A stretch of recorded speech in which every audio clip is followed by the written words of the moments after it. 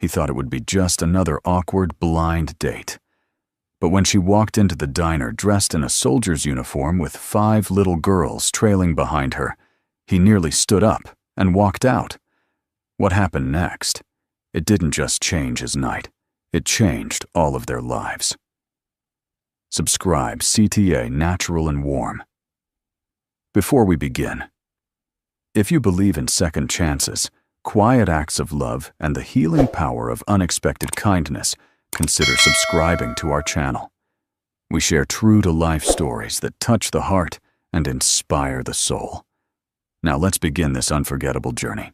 The snow had started early that afternoon, gentle, lazy flakes at first drifting like ash from an old chimney. But by dusk, it thickened into a quiet storm that swallowed the streets of Maplewood whole. Streetlights flickered through the white curtain. Cars moved slower, cautious, and inside the old diner on the corner of Pine and Main, the smell of cinnamon pie and fresh coffee wrapped around the warmth like a quilt. Beau Callahan stood in the doorway, brushing snow off his shoulders, shaking it from the brim of his old felt hat. He didn't take it off yet. His eyes scanned the booths out of habit, not suspicion, just the residue of too many years watching for trouble. Old habits die hard, especially when they were once part of your survival. He looked good. He didn't think so, but he did. 35 strong build from years of physical work, sun-kissed skin that even a Midwest winter couldn't bleach, and long, wavy blonde hair that brushed his collar. He wore a light beige button-down shirt, dark jeans, and a belt with a silver buckle that caught the light when he moved. This wasn't his scene. Blind dates weren't his thing. Neither was talking too much. But tonight he was here, dragged by the memory of someone who used to laugh more than she cried. Caroline, his late wife. 6 years is long enough to be lonely, her mother had told him over the phone just a week ago. She'd want you to sit at a table with more than just your grief. So here he was, a table for one, until maybe someone showed up. He walked over to the corner booth, the one he used to sit in with Caroline back when they were just 2 kids stealing afternoons together. The waitress, Debbie, mid-50s bright red lipstick that matched her warmth, gave him a nod. "She's not here yet?" she asked softly, filling a mug with coffee without him needing to ask. "Don't think so," Beau replied, sliding into the booth. But then again, "I'm not sure what I'm looking for." Debbie gave a sympathetic smile and placed the mug in front of him. "You'll know. You always do." He wrapped his hands around the cup, grateful for the warmth. Outside, snow piled on window ledges. Inside, the radio played something soft and old. Families ate their meals. Kids laughed at the dessert counter. And Beau stared into his coffee like it held all the answers he couldn't bring himself to ask. Just as he reached for the sugar, the bell above the diner door rang again. He looked up and froze. She walked in like she wasn't aware of the weather, like the snow had parted for her. Straight-backed, composed, commanding. Her dark navy U.S. Marine dress uniform was immaculate buttons, polished metals pinned with precision, and the white belt cinched tight around her trim waist. Her blonde hair was tied back into a clean, no-nonsense bun. And her face. It was beautiful. Not in a flashy way, but in the kind that made you feel like she'd already seen everything about you and hadn't run. But that wasn't what stopped him. Behind her were 5 little girls, all dressed in soft pink woolen dresses, all wearing matching white knit hats, like a line of snowflakes come to life. They clung close to her eyes, wide cheeks red from the cold, each one looking like a petal torn from the same blossom. Beau blinked. Once. Twice. The woman spotted him, smiled genuinely warmly, and led the girls toward his booth. "You must be Beau," she said, extending her hand. "I'm Maeve Quinn. Sorry we're a little late. Parking with this crew takes strategy." He stood still, stunned, and shook her hand. "You're Maeve." "The blind date guilty," she said with a half grin. Then she gestured to the girls. "And this is my entourage. Don't worry, they're house-trained." Mostly. Beau's mouth opened, but words failed him. He glanced at the 5 pairs of eyes staring at him with cautious curiosity. I thought it was a one-on-one thing he finally managed." Mavi's eyes softened. "I don't believe in pretending. These girls are my life. I thought, if you were going to meet me, really meet me, you should meet them too." She nodded toward the other side of the booth. "Mind if we join you?" He hesitated, but then he saw it. One of the girls, maybe 6 or 7, was trying to hide behind Mavi's leg, but she peeked out long enough to look at him and whisper, "Is that our new friend?" Mama Beau's chest tightened unexpectedly. He stepped back and waved toward the booth. "Of course."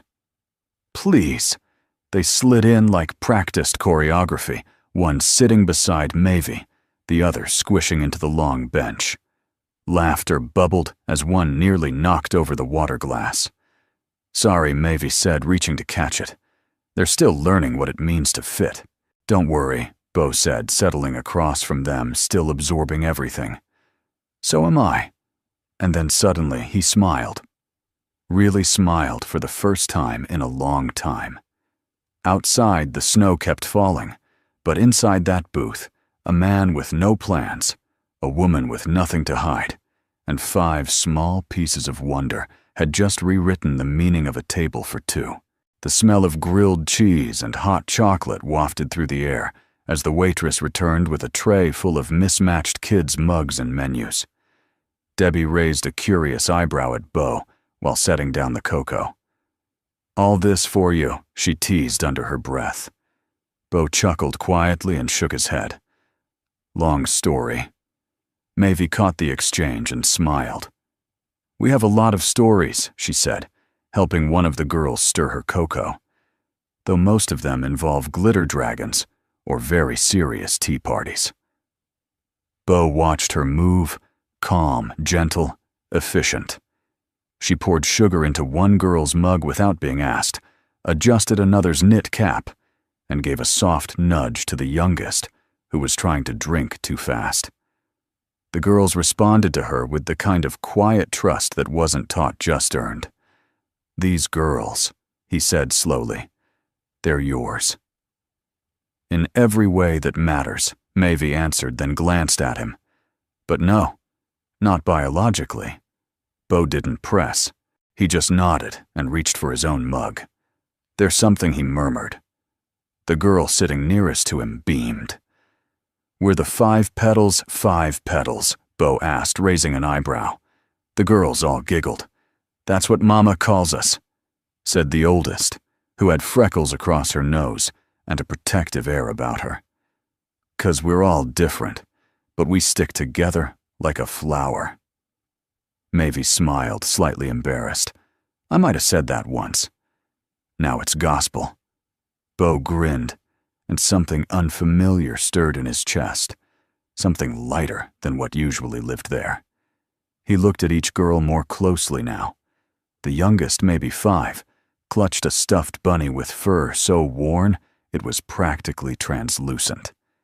She hadn't said a word yet, but was watching Beau with big, curious eyes. Next to her sat 2 girls who looked close in age, twins maybe. One had a missing front tooth, and the other wore a pink, beaded bracelet that looked handmade. The 4th had a slight limp as she scooted into the booth, her cocoa untouched, while she hummed softly under her breath. And then there was the oldest, probably 9 or 10. She was composed, observant, and clearly the silent captain of this little ship. Mavi noticed his gaze. "They came to me from different places," she said. "Different stories, some rougher than others." Beau looked down at his coffee, swirling the last bit of cream.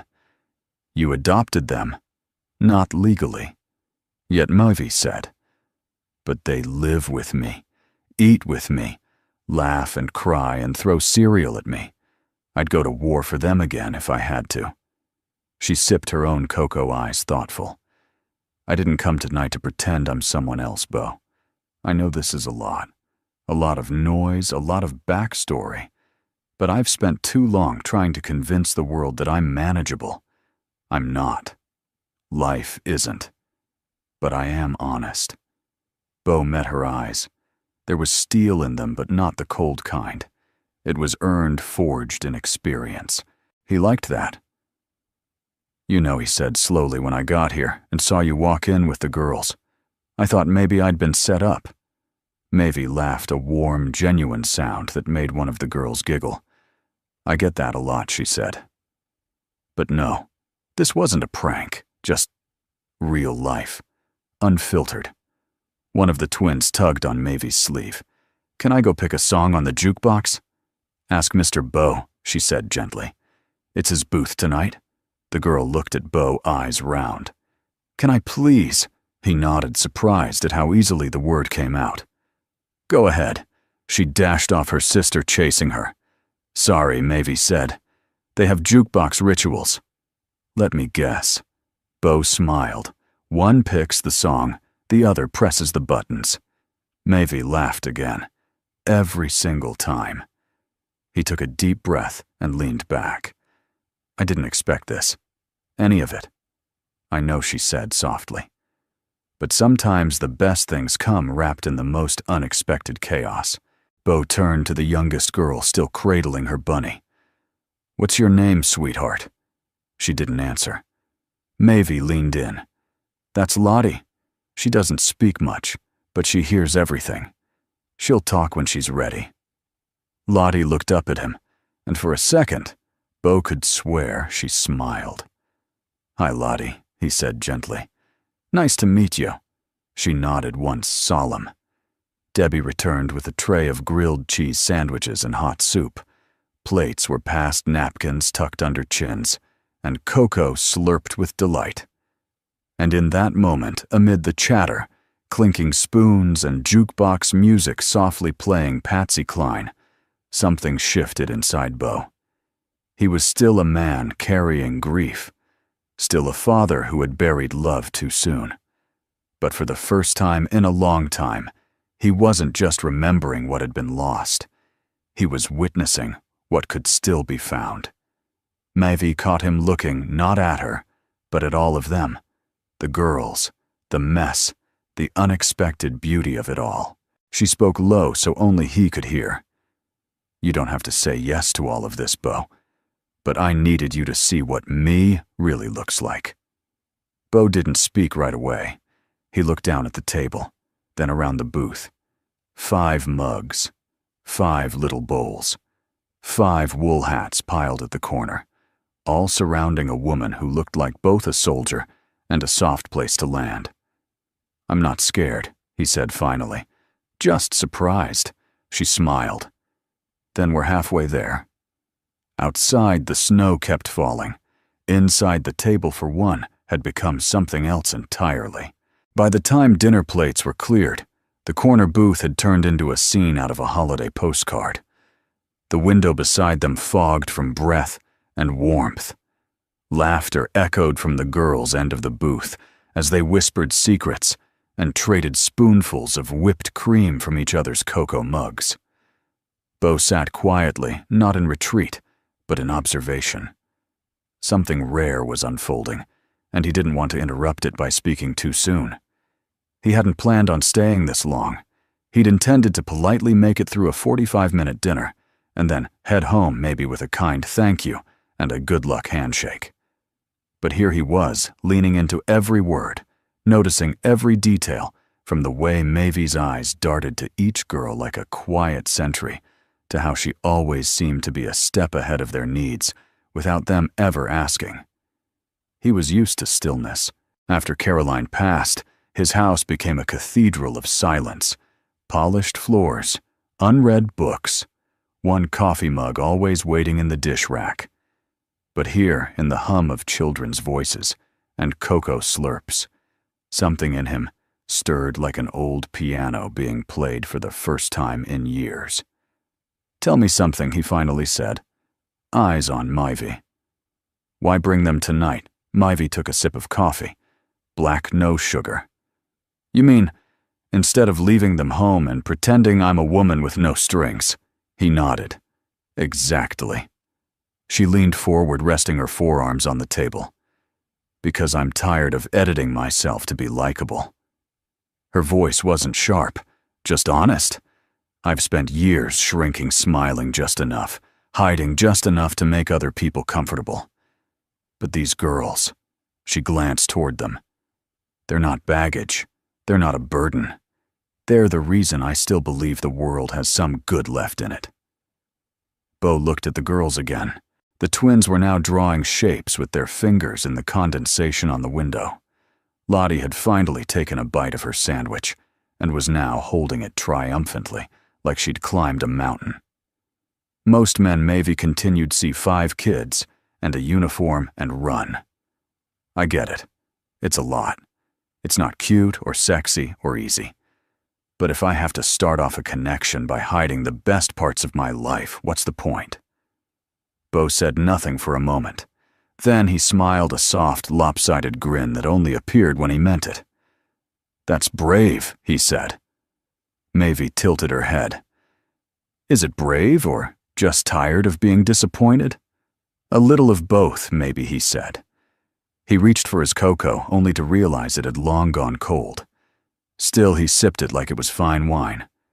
Your wife Maeve said gently. She passed. How long ago?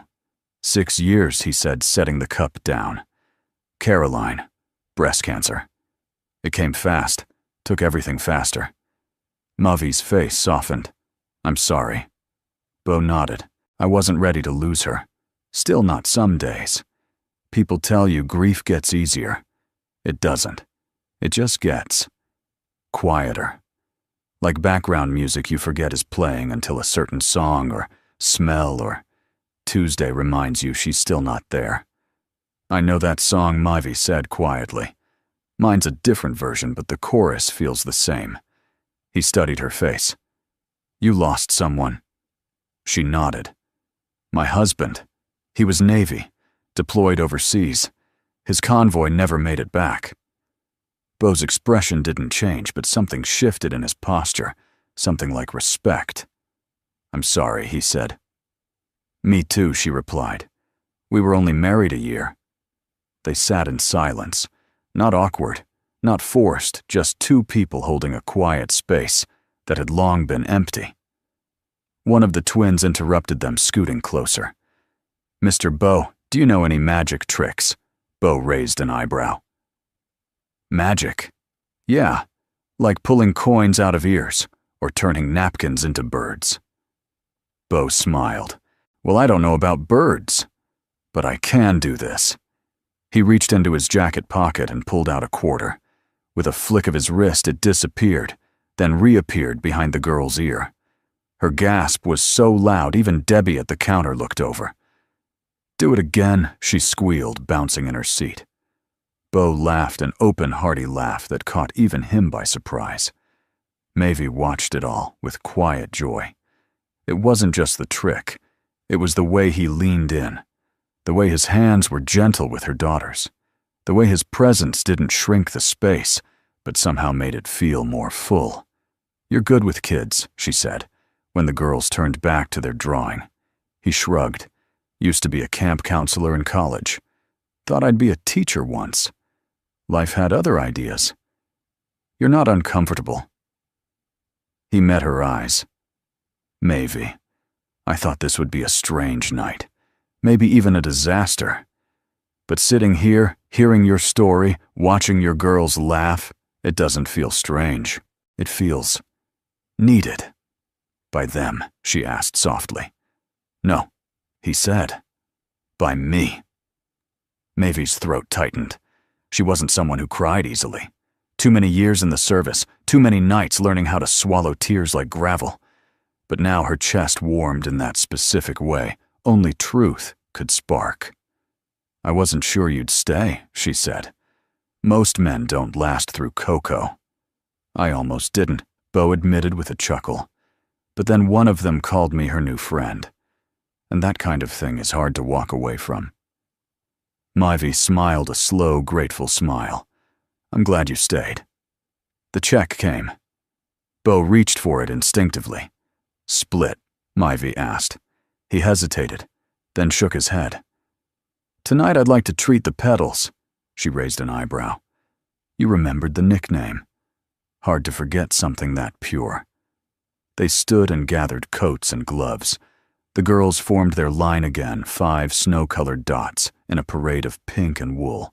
As they headed to the door, Myvi turned back. Bo, she said. Yeah, she smiled gently. Would you like to do this again sometime? He didn't have to think. I'd like that very much. And outside, in the quiet hush of falling snow, 5 little footprints and 2 larger ones began to overlap like fate, deciding to trace a new path from a table that once had only 1 chair. Snow blanketed Maplewood in a hushed kind of peace, the streets emptying as shopkeepers locked doors and porch lights flickered on across the neighborhood. Myvi's old SUV rumbled gently in the parking lot as she buckled the girls in one by one, their pink hats bobbing like flower buds swaying in the wind. Bo stood nearby, hands in his coat pockets, watching quietly.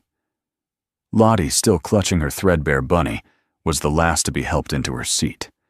She turned to look at Bo through the fogged window, her small face half lit by the warm glow of the diner behind him. Myvi closed the car door and exhaled. They're full of cocoa-grilled cheese and sugar, she said, brushing snow from her shoulder. I may have unleashed chaos for the next 48 hours. Bo smiled.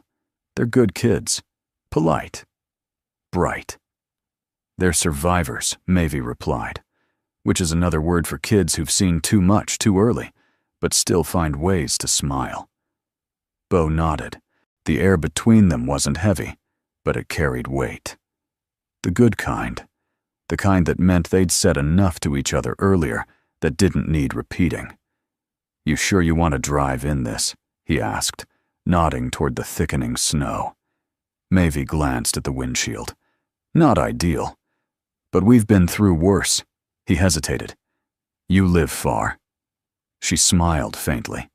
Out past the reservoir. Old farmhouse. It was supposed to be temporary until the next post. But the girls fell in love with the fields and I... She trailed off, then shrugged. Sometimes life tells you to stay put, even if you don't know why yet. Bo didn't answer right away. Instead, he took a quiet step forward and reached out. His hand brushed snowflakes off her shoulder, small, almost unconscious. The kind of gesture no one rehearses, but the body remembers when it finds something it forgot it missed. Myvi's eyes met his. There was no spark of flirtation, no expectation. Just warmth. Familiarity. A quiet agreement that something unexpected had begun. You got time for a question before you drive off? He asked. She nodded. Why me? Bo said. Out of everyone, I'm a widower with calloused hands and not much to offer except a quiet house and a beat-up truck. Myvi studied him for a long moment. Her voice was soft when she answered. Because when I first read your name, something told me you weren't here to impress. You weren't selling anything. You weren't performing. You were just showing up.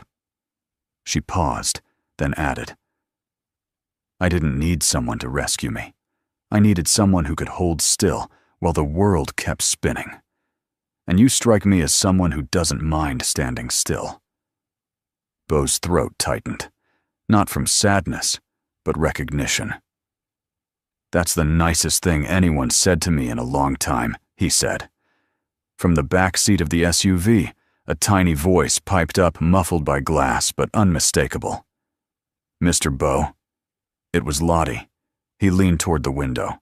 Yeah, sweetheart. Her voice was almost a whisper. I wish it was tomorrow already. Bo blinked.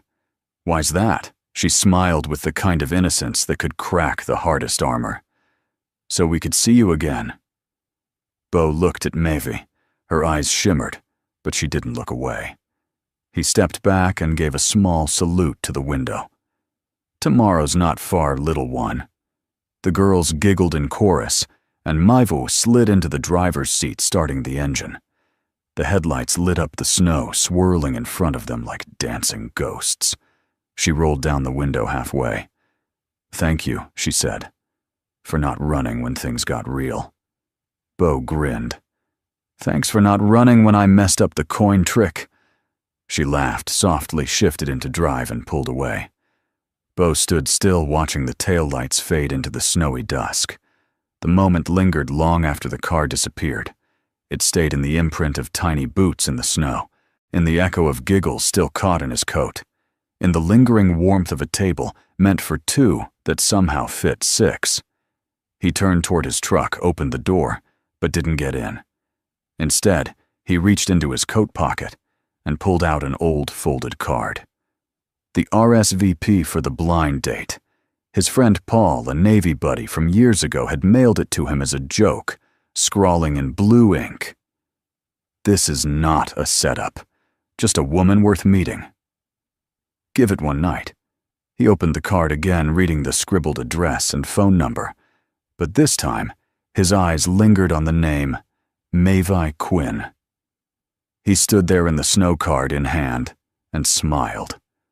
What started as a polite dinner had turned into something far more rare, a glimmer of newness. Not the kind that swept you off your feet, but the kind that made you believe your feet might want to start moving again.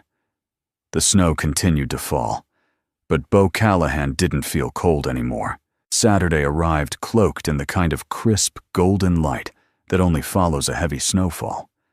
Maplewood's streets were freshly plowed, but icicles still clung to rooftops like glass ornaments.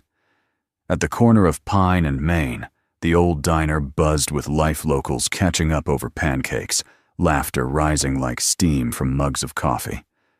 Bo Callahan stood by the front window, tugging his gloves off and scanning the booths. This time he wasn't nervous. He'd made the reservation under the name Petals, Party of Six.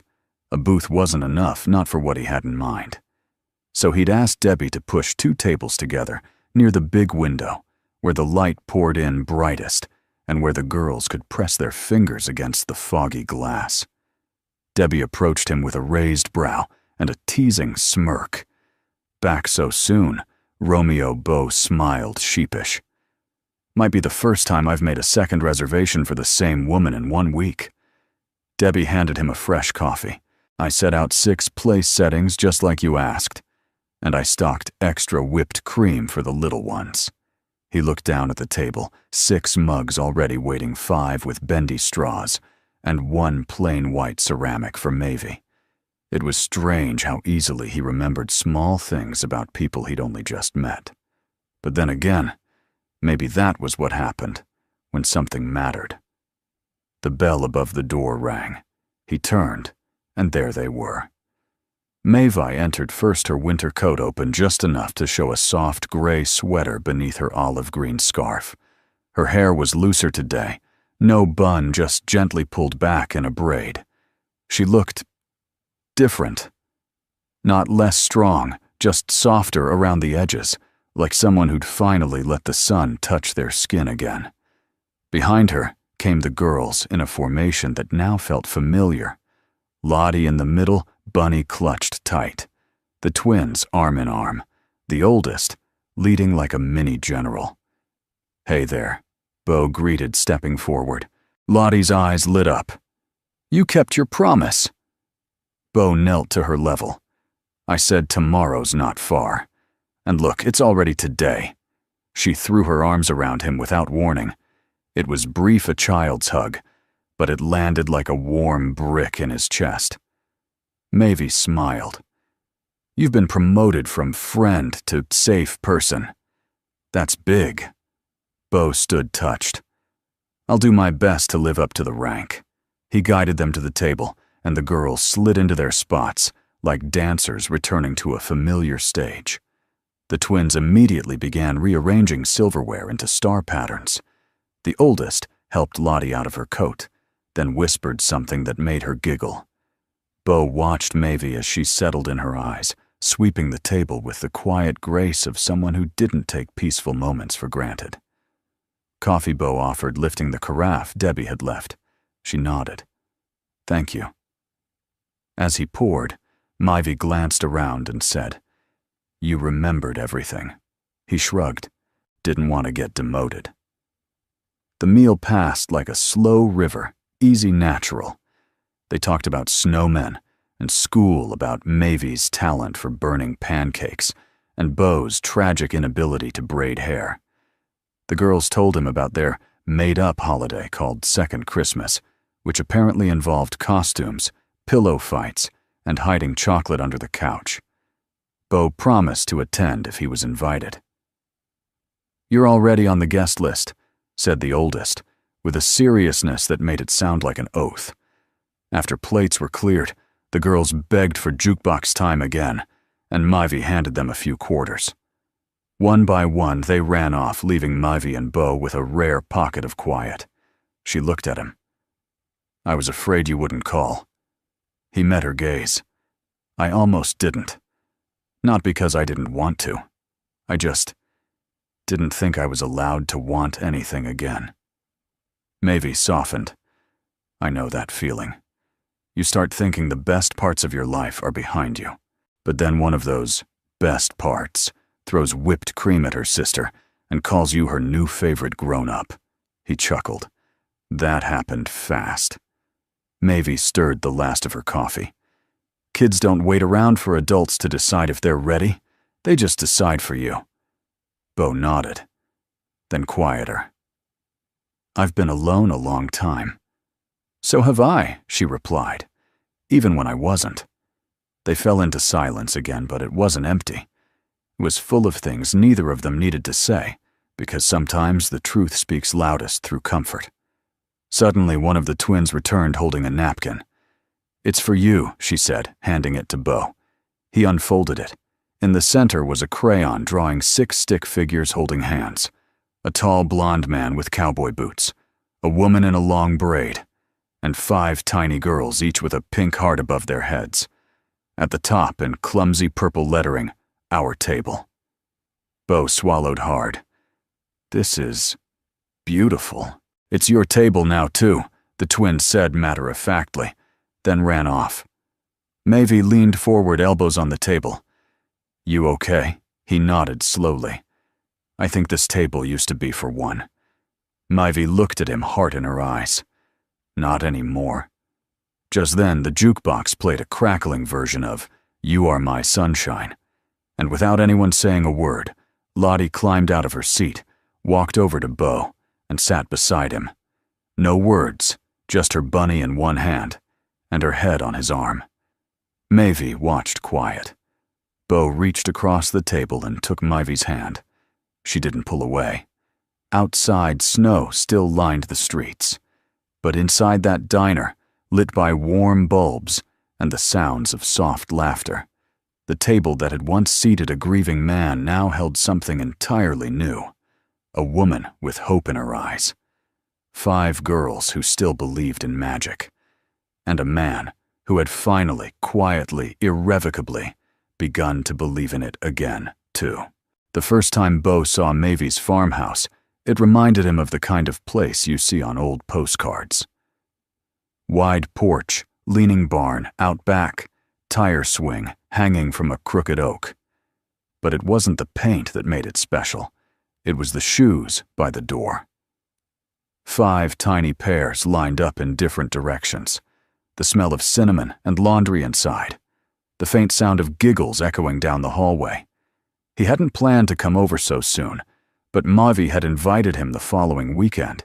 "If you're not afraid of glitter and loud opinions," she'd joked. He wasn't. Not anymore. Now he stood in her kitchen sleeves, rolled helping slice apples, while Mavie stirred something on the stove. The twins had discovered Bo's cowboy whistle and were chasing each other in circles trying to mimic it. Lottie sat on the counter next to a bowl of cookie dough, dipping one finger in with great stealth.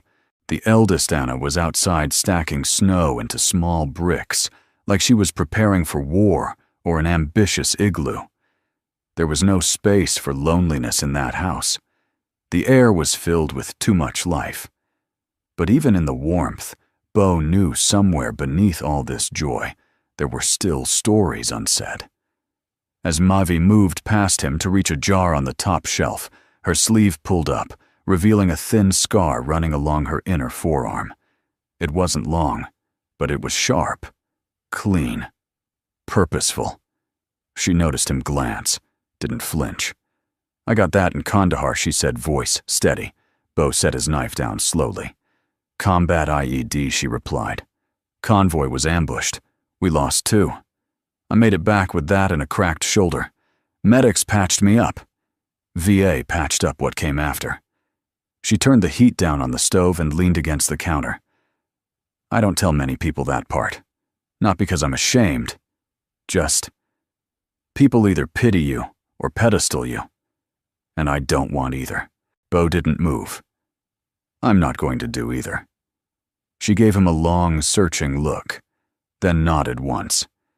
He reached behind and poured 2 mugs of coffee from the pot that had been silently steaming behind them. He handed her one. They stood there, shoulder to shoulder, the kitchen finally quiet for a moment. "Caroline was sick for 14 months, Bo said softly. At first they thought it was just a cyst, then it wasn't. By the time they started chemo, the cancer had already made up its mind." Maivy held her mug tighter. She was 32, strong as a stallion, never once complained, not even when her hair came out in clumps. He paused, jaw tight. But the worst part wasn't watching her die. It was watching her fade. "Yeah," Maivy whispered. "I know that part." Bo glanced toward the living room where the girls were now building a fort out of couch cushions. Their laughter drifted down the hallway like music. "How'd you end up with 5 girls?" he asked gently. Maivy exhaled. "After I came home, I felt useless. Broken. The war didn't break me, but the silence after did. One night I saw an ad foster emergency shelter needed for displaced siblings. I didn't think. I just answered." Her voice softened. "They arrived with plastic bags, worn shoes, and no one left in the world. Lottie wouldn't speak. Anna tried to act like their mother. The twins only talked to each other. And Bella, my quiet one, she didn't even look me in the eye for 2 weeks. And now," Bo asked. Maivy smiled faintly. "Now they argue about what kind of pancakes to make and fight over who gets to sit in my lap." He chuckled. "I didn't choose them like a parent chooses a school," she continued. "I didn't pick favorites. I just decided they weren't going to be another thing the world gave up on." Bo turned toward her, his voice low. "And who decided that for you?" Maivy blinked. "That you wouldn't be given up on," he clarified. "Who made that choice?" For a moment her armor cracked, not in weakness, but in truth. "I guess I did," she said quietly. "Eventually." Bo nodded. "Me too." The silence between them wasn't empty. It was full. A stillness that held understanding, and maybe something deeper beginning to bloom. Lottie peeked into the kitchen, her mouth smeared with chocolate. "We need help with the roof," Maivy laughed. "Bo's tall. Make him do it." Bo raised his hands in surrender. "I live to serve." They walked together into the living room, where the fort had become an impressive tangle of blankets, cushions, and questionable engineering. The girls handed Bo a pink feather boa as his contractor badge, and he dutifully climbed atop the armchair to secure the roof. As he reached to anchor a blanket, he caught a glimpse of something taped to the back of the bookshelf, a photograph. It was a candid shot Maivy in her uniform standing in the middle of a field, arms around the 5 girls, sun blazing behind them. Her eyes in the photo were tired, but fierce. The girls were all mid-laugh, as if someone had said something ridiculous just before the camera clicked. He stepped down quiet. Later, as the girls dozed off under the fort-turned castle, and Lottie curled beside him with her bunny tucked beneath her chin, Maivy walked over and handed him a folded blanket. "You okay?" she asked. Bo looked down at the sleeping girls. Yeah, he whispered. More than okay. She didn't say anything, just stood beside him. You said you didn't pick them like a school, he said softly. But I think maybe they picked you. Myvi looked at him, eyes shimmering. And maybe Bo continued glancing at Lottie. They're not the only ones. The fire crackled gently in the hearth behind them, and in that small farmhouse, surrounded by hand-drawn pictures, half-finished puzzles, and the echo of loss neither could erase, two people stood together in the middle of the life neither one had planned, but both had quietly hoped for. The first snowfall of December lingered in quiet drifts along the back porch of Mavy's farmhouse, and Bo Callahan stood inside the old barn-turned workshop, a worn leather apron tied around his waist, and wood shavings dusting his boots. Outside, the world was still. But inside these four walls, the steady rhythm of hand tools, pencil marks, and sanding blocks played like music. It had been years since Bo built anything for someone else. Years since his hands had moved with purpose that reached beyond repairs and routine. But this week, something had shifted. He glanced at the 5 little chairs taking shape around the workbench, each one slightly different in size and detail, each carved with care. On the seat of one, he had begun etching the faint outline of a bunny. Lottie's the threadbare one she carried everywhere. On another, he traced stars and a crescent moon because Bella had whispered she wanted to sit next to the night sky.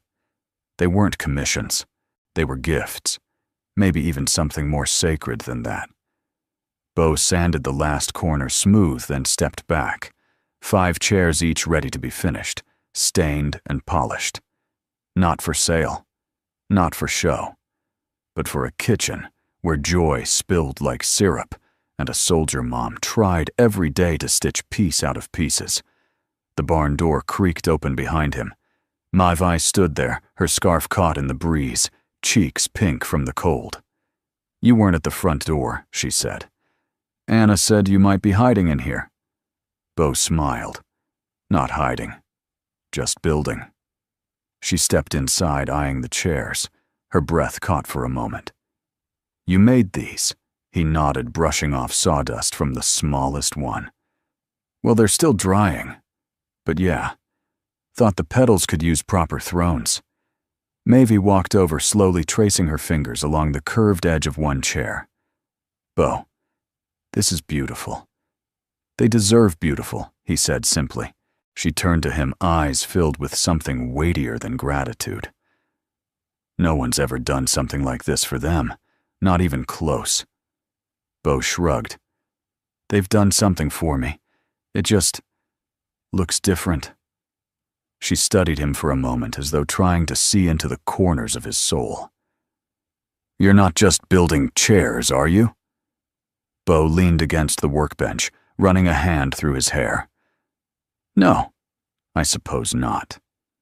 He hesitated, then added, when Caroline was sick, I stopped building. Everything I made started to feel temporary. I didn't want to create something solid while everything else was falling apart. Mavi listened quietly, not interrupting. But lately, he continued, I find myself wanting to make things again. Things that last. Things that belong to people who laugh and spill juice and tell me I'm not cutting sandwiches the right way. She smiled gently. So the chairs are for them, but the making of them is for you. Something like that. She stepped closer, her voice soft. Do you know what Bella told me last night? He shook his head. She said, when I grow up, I want to marry a man who smells like wood and doesn't talk too much but always listens. Bo's face warmed. I don't talk too much, Mavi chuckled. Apparently it's a compliment. They stood there in silence again, that strange and wonderful comfort between two people who didn't need to fill every gap with words. Then she looked down, brushing a finger over the bunny carving. This one's for Lottie, isn't it? Bo nodded. She used to sleep standing up when she first arrived. Maeve said, her voice distant, like she didn't believe any bed could stay hers for long. His jaw clenched lightly. I didn't know how to fix that, she continued. I just sat beside her every night and promised I'd be there in the morning. Bo looked at the chair. Then maybe this is my version of that promise. Maeve's eyes shimmered. Without thinking, she reached out and placed her hand on his. Bo, she said quietly, I'm not good at needing people. I'm trained to patch holes and move on, I know, he said. But this, she gestured around the room to the chairs, to the way he looked at her girls, like they were his own. This is different. It is, he agreed. She hesitated. Then, with a vulnerability that surprised even herself, she whispered, It scares me. Bo didn't move. Me too. Then he added, But some things are worth being scared for. A gust of wind outside rattled the barn door slightly, as if nature itself was offering punctuation to the moment. From the house, the sound of girls shouting carried on the breeze, something about Coco, something about someone cheating at Go Fish. Maeve stepped back, smiling through her nerves. We should get inside before they decide we've eloped. Bo chuckled. Should I carry you over the threshold? She rolled her eyes but blushed as they walked back toward the house, side by side, not quite hand in hand, but close enough to feel the warmth. Maeve looked up at the sky, now tinged with amber from the setting sun. I never imagined I'd meet someone in the middle of a mess like mine, she said. Bo looked straight ahead. I think you just met someone who doesn't mind the mess. They reached the porch, and before she opened the door, Maeve turned to him. I'm not asking for anything, she said. Just don't disappear. Bo's reply was quiet, certain. I'm not going anywhere. The door opened, releasing a wave of laughter and cocoa fumes, and the sound of Lottie yelling, Mama Bo's chair is next to mine. He smiled, and just before stepping inside, Bo glanced back at the workshop, where 5 tiny chairs sat in soft light, waiting for morning. He wasn't just building furniture, he was building a place to belong. The first snowman of the season stood proudly in Maeve's front yard, lopsided and missing one eye, courtesy of a twin tug-of-war over the final button. A crooked scarf flapped in the breeze, and one of Bo's old cowboy hats rested on its lumpy head.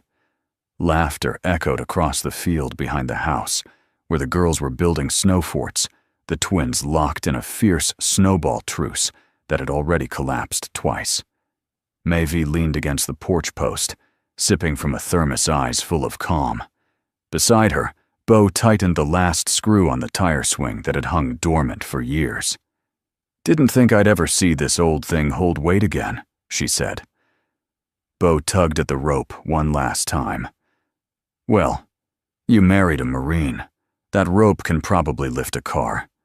Maeve grinned. You're not wrong. He stood wiping his hands on a rag. Ready for the test run, Maeve raised a brow. If you mean me, not a chance. I meant Lottie. As if summoned, the youngest petal came running from behind the barn arms, out like airplane wings, bunny tucked under one elbow. Her pink boots kicked up flurries behind her. Bo, did you fix it? She called. He crouched down. See for yourself, sweetheart. Lottie scrambled onto the swing with practiced grace and launched into motion, giggling as her boots lifted off the ground. Bo gently pushed her, once then let her sail. She shrieked in joy as the swing creaked in its rhythm, slicing through the winter air. From the porch, Maeve watched with a look Bo had come to recognize, equal parts awe and fear. The awe of seeing your child free. The fear of knowing nothing in life stays still for long. The other girls soon joined, forming a half circle around the tree, cheering Lottie on. The twins fought over who was next, and Anna assumed the role of referee, hands on hips. And then it happened. As Bo helped Lottie down, she leaned into him, arms wrapping around his neck. Her breath fogged his coat, as she whispered just loud enough for the others to hear. "Thanks, Dad." Silence. For half a second, even the wind held its breath. Bo froze, not from shock, but from the weight of the word. It hit harder than any title he'd ever carried. Harder than husband, harder than widower, harder than Mr. Callahan. Dad. The twins looked up. Mavi stood straighter on the porch, and Lottie, unaware she had just shaken, the sky tightened her hug like it was the most natural thing in the world. Bo slowly knelt, his eyes level with hers. He didn't correct her. He didn't glance at Mavi for permission. He simply said with a voice as steady as the swing's rhythm, "You can call me that if it makes you feel safe." Lottie nodded solemnly, like she'd just been handed the keys to something sacred. From the porch, Mavi blinked once, then looked away. It wasn't pain in her eyes. It wasn't even surprise. It was release. Later, as the sky turned lilac and the girls settled inside with mugs of cocoa and marshmallows, Bo found Mavi standing at the sink, rinsing out bowls and staring through the window at the quiet swing. She's never said that before. Mavi said without turning around, "I know." She had a foster once she continued. The guy tried hard, but Lottie never let him get close. And when he left, she didn't cry. Just packed her things like she expected it. Bo leaned against the counter, arms folded. "I'm not asking what this is," she added. "I'm not asking what it means." "But you feel it," Bo said. Mavi turned toward him. Her voice was barely above a whisper. "I feel it, Bo, and I'm terrified." He stepped closer. "So am I." She looked down. "You were never supposed to get this far in." "I didn't mean to," he said honestly. "I just couldn't stop showing up." Mavi smiled faintly. "That's the most dangerous kind of love, you know. The kind that doesn't knock first." He reached into his coat pocket and pulled out something wrapped in a flannel rag. Gently, he placed it on the counter and unwrapped it, a small wooden figure. A swing. And sitting on the swing, hand-carved with patient detail, was a little girl with a bunny in her lap. Mavi touched it reverently. "You made this." He nodded. "I don't have words," she whispered. "You don't need them." She looked at him, then really looked, and Bo for once didn't look away. "I need you to know," she said, "I'm not ready to say where this goes. I don't need a map," Bo replied. "Just tell me you'll walk." Mavi's eyes glistened. "I'll walk." They stood in silence, surrounded by warmth, by snow-melted boots drying by the door, by the soft crackle of the wood stove. Outside, the tire swing creaked gently in the wind. Inside, something steadier swung between them, something invisible, but deeply real. As Mavi reached for her mug and sipped slowly, she said, "I used to think love was about promises." Bo waited, but maybe she continued. "Love is just the decision to stay, even after the cocoa's gone cold, and the house is a mess, and someone calls you something that breaks your heart open in the best way." He smiled. "Then I'm staying." She nodded. "Good." And as the girls drifted off to sleep that night one by one, in mismatched pajamas and tangled blankets, Bo sat on the couch. Lottie curled against him, her bunny tucked beneath both of them. He looked toward the hallway, where Mavi stood with the light behind her. No words were needed. Tonight, someone had been called Dad, and no one had corrected it. It was a Tuesday. Cold. Gray.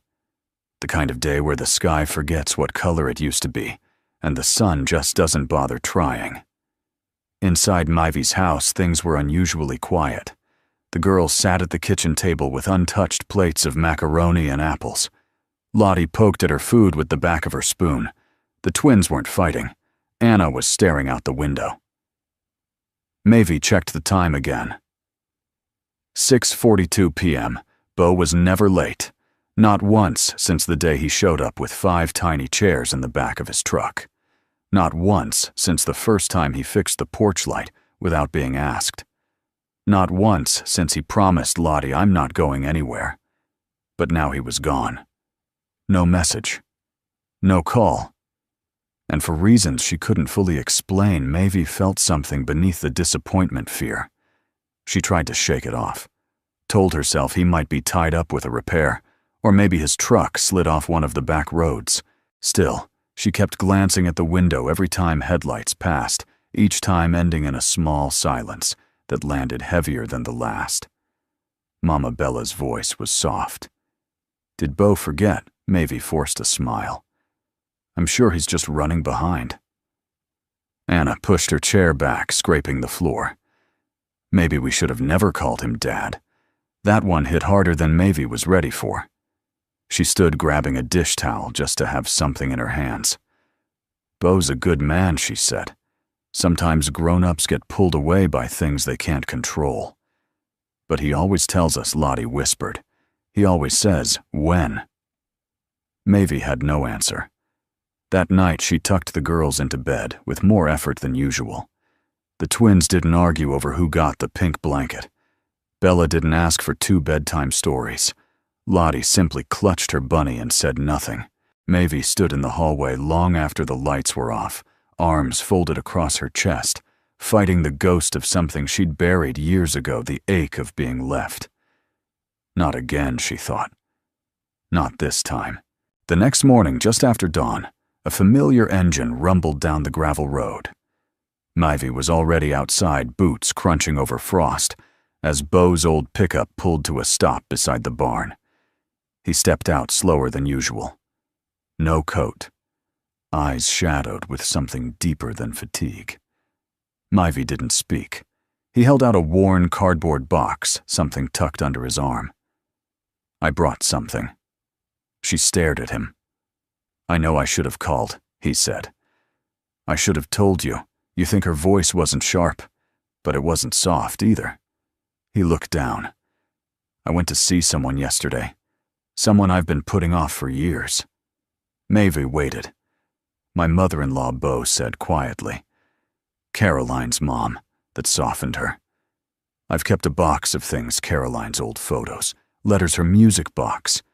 I've been holding on to it like it was sacred. Like letting go meant forgetting.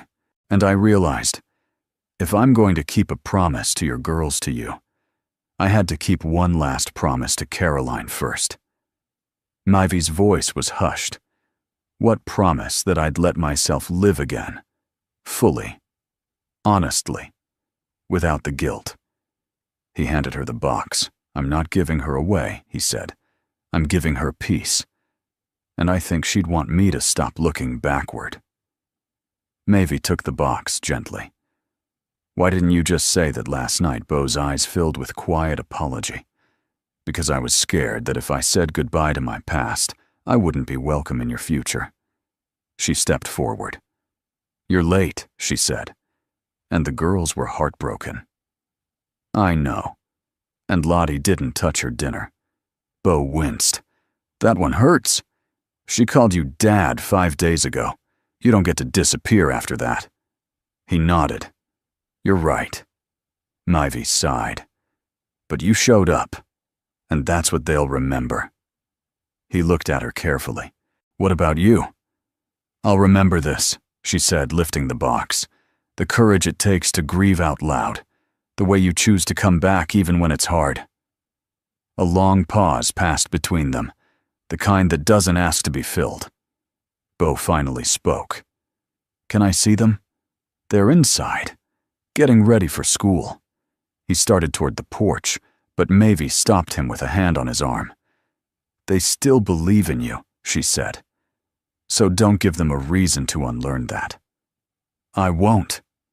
He stepped inside.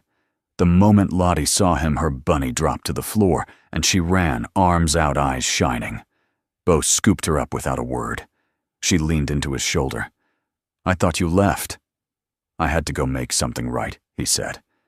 But I'm here now, and I'm staying. Bella came next, then the twins, and finally Anna, who just nodded and handed him a mug of cocoa like a quiet truce. Later that evening, when the house had gone quiet again, Maeve sat with Beau on the back porch, wrapped in an old quilt, watching the sun settle behind the trees. "You know," she said, "I've always believed you can't build a home until you bury the past properly." Beau glanced at her. "Did I bury it today?" She nodded. "I think you did." He reached into his coat and pulled something out Caroline's music box. He handed it to Maeve. "Would you keep this for me?" he asked.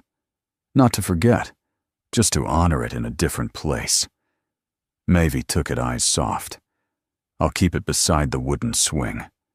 They sat together in silence as the last of the light faded, and the night gathered around them like a promise broken once, now whole again. The old diner on Pine and Main was dressed in holiday cheer. Twinkling lights framed the windows, and the smell of cinnamon rolls and hot cider filled the air like nostalgia. On the jukebox, soft Bing Crosby hummed a melody older than anyone in the room. At the long window-side table, now permanently reserved for the Petals, +1, 6 chairs were set. 5 for the girls, 1 for Maeve. And tonight, for the first time, a 7th chair stood proudly at the head of the table, pulled out just enough to say, "This seat is taken."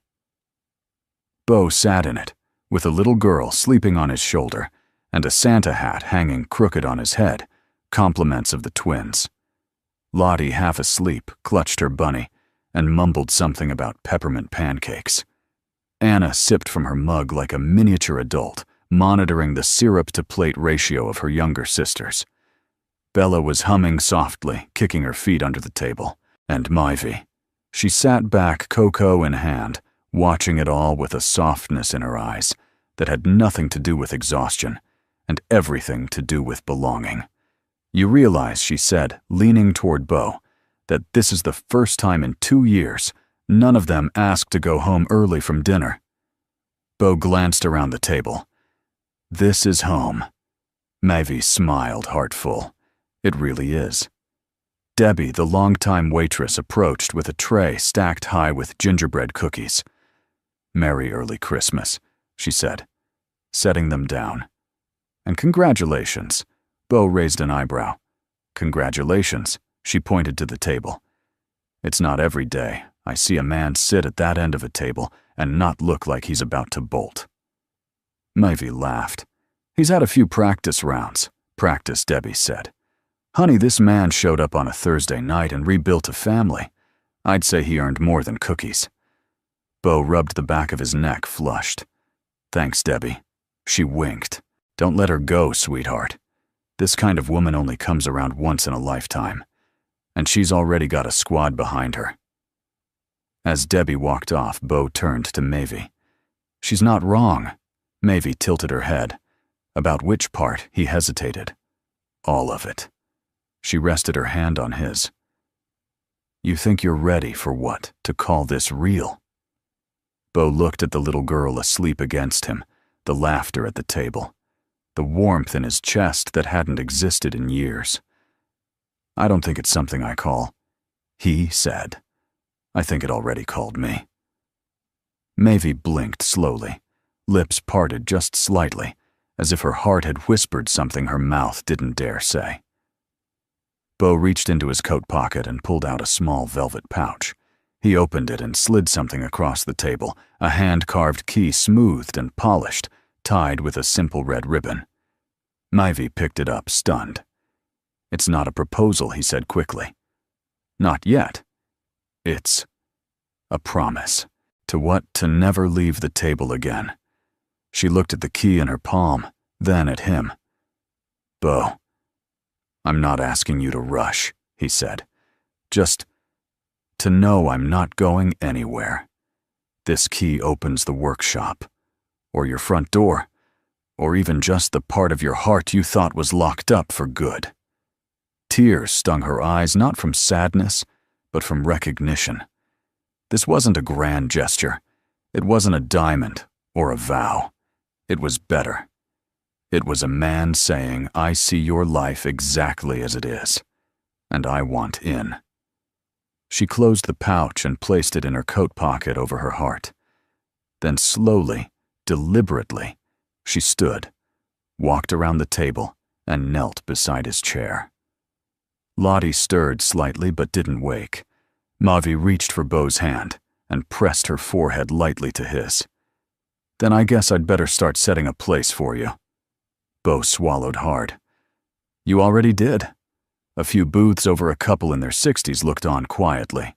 The woman nudged her husband and whispered, "That's what love looks like. Right there, in flannel and syrup." The man smiled. "Took me 30 years to figure that out." Maeve and Beau returned to their seats, and the girls erupted into a debate over which cookie shape was best stars versus snowmen. The noise was glorious. Before they left, Anna pulled something from her backpack, a napkin folded neatly with a crayon drawing. She handed it to Debbie. "This is for the wall." Debbie unfolded it and gasped. 7 stick figures around a giant table, each with a name scribbled above them.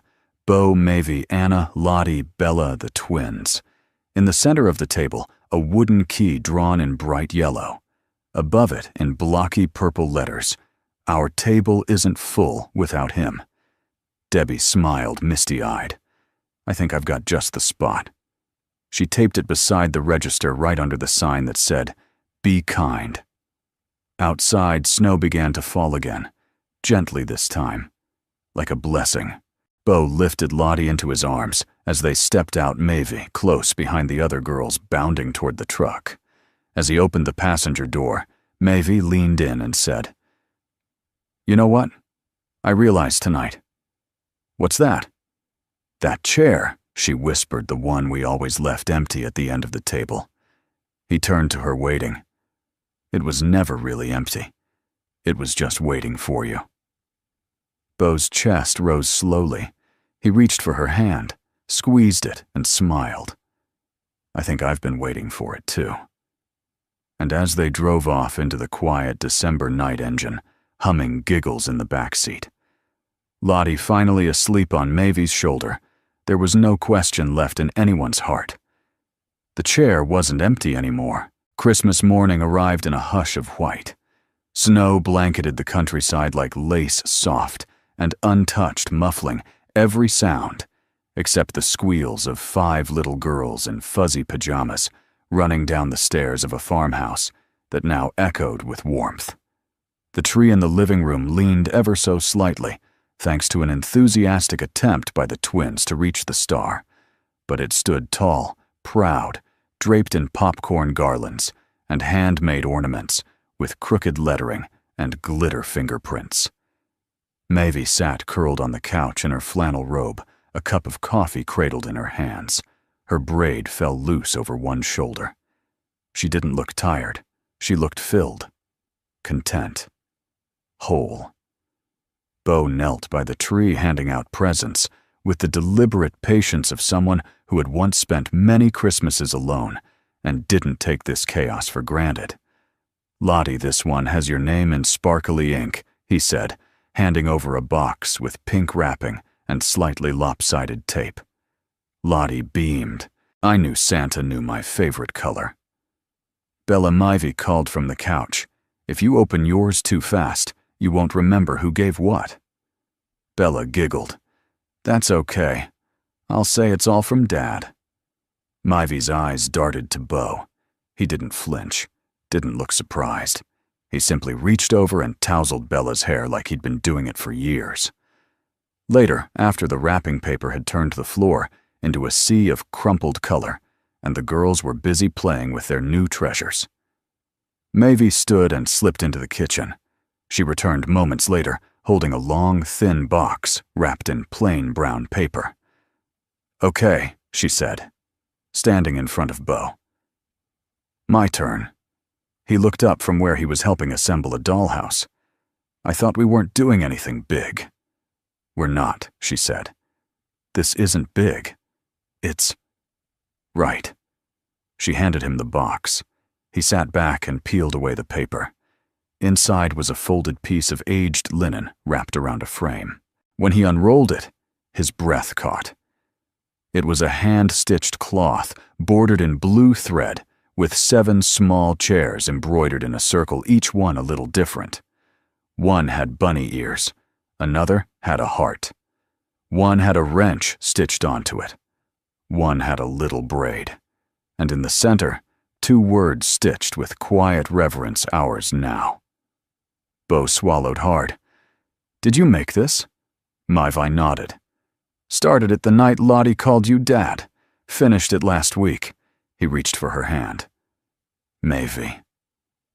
"There's more," she said, pulling something else from her pocket, a key. Not carved from wood, but real metal and polished. "I had a duplicate made," she said simply. "To the front door. To this house." He looked down at the key in his palm, then back up at her. "I'm not asking for a timeline," she continued. "Not asking for a ring or a label or even a drawer. Just asking if you'll keep showing up. Day after day. Meal after meal. Story after story." He smiled. "Quiet, sure. You don't have to ask." She nodded, lips trembling slightly. "Good. Because I think this house stopped being mine the minute you fixed the swing." Bo leaned forward, resting his forehead gently against hers. "Maivy Quinn," he whispered.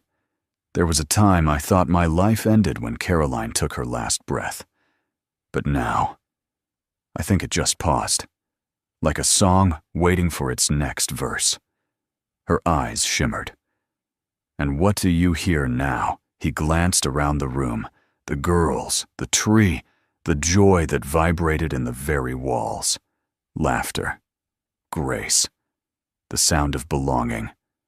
From the kitchen, Anna called out, "Breakfast is ready." We helped. Maivy laughed. "That can't possibly be true." They walked in together to find the girls gathered around the table, proudly displaying a stack of slightly burnt pancakes, a bowl of fruit, and a half-empty bottle of maple syrup. The 7 chairs were already set. Lottie patted the seat beside her. "Come sit, Dad." Bo looked at Maivy. She looked back. And they sat, not beside each other, but across. Like bookends, like anchors. As they all bowed their heads for a messy, overlapping, not quite in sync blessing led by Bella. Bo looked across the table at the woman who had walked into his life, carrying 5 fragile hearts and the strength of someone who'd built a home out of memory and mercy. And he smiled. He had been right that first night at the diner. That table wasn't meant for just one. But here now, across pancakes and syrup and steaming mugs and giggling girls, he understood the truth more clearly than ever. The table was never just meant for 1, or even 6. It was always meant for 2. And everything they'd bring with them.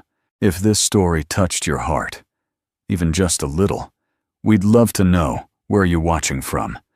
Leave us a comment. We read each one, and it means more than you know. And if you believe the world needs more stories, like this, stories of kindness, quiet love, and hope that never gives up, please consider subscribing to our channel. It helps us share these moments with more people who need them. Thank you for spending your time with us today. We're so grateful you're here. Until next time, stay kind and take good care.